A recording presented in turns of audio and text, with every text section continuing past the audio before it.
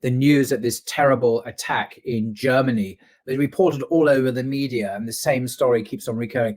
In the BBC, the same headline, a pattern emerging here, that this attack is called a Christmas market attack. That's the very headline language used in the Times.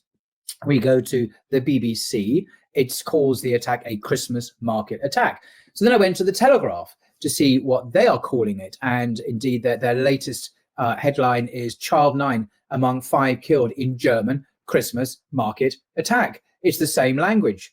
I go to GB News, the populist right-wing broadcaster. GB News Home and Security editor Mark White provides the latest insight into an attack at a Christmas market in Germany, consistently being portrayed in the same language as a Christmas market attack.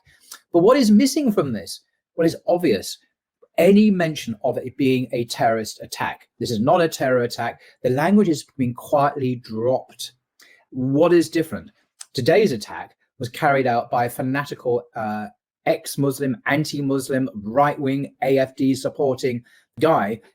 But because he's not a Muslim, therefore, it would seem, it's not been called a terrorist attack, even though he was motivated by extreme Islamophobic ideology, which he was very open about on social media.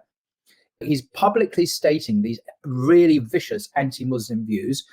He deliberately targets civilians, people in a market of all things, and yet it's not a terrorist attack.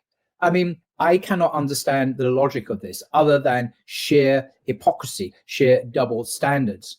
Why? Because Muslims are not involved, and therefore it's not going to be treated the same way.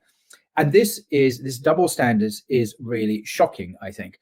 The way the Western media reports on events is very biased. If Muslims are involved, it's framed very differently than it is if non-Muslims are involved.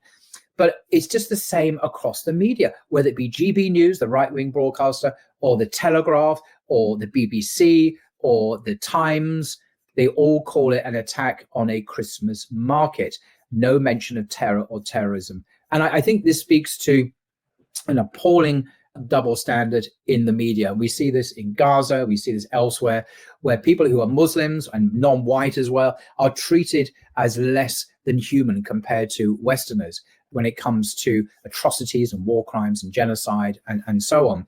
It matters less if it happens to them.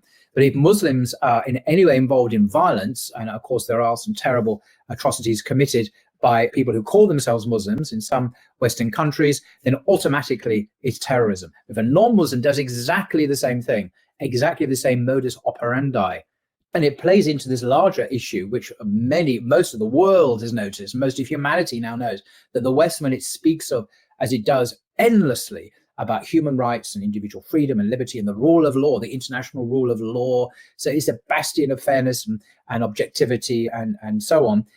But when you actually look at what happens, our actions in the West, in Gaza, when we see in this instance, it's not like that at all. There is no standard for everyone. There's a different standard for Muslims and different standard for other people.